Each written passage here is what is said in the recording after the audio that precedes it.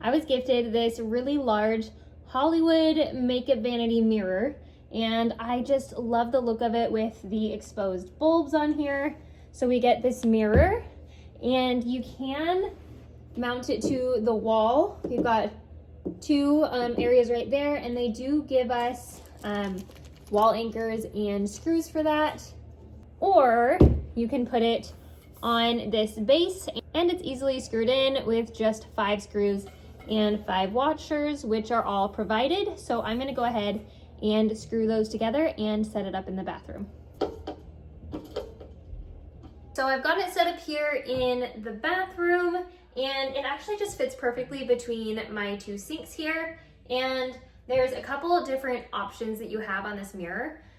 First off, we've got this piece here. It is just suction cupped to the mirror, so you can place that wherever you would like. If I'm standing, I probably would like it up high like this, but if I am sitting at the counter, then maybe down low would be better.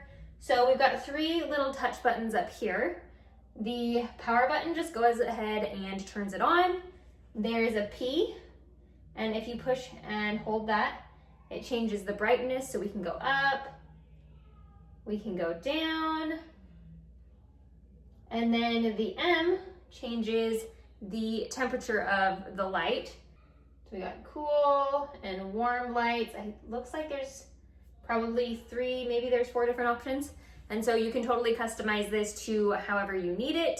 I really like it on the base here, but like I said earlier, if you don't have counter space, you could for sure go ahead and mount this on a wall. So right here on the side, we've got a couple different things where you could, plug in your phone or something, which is really nice.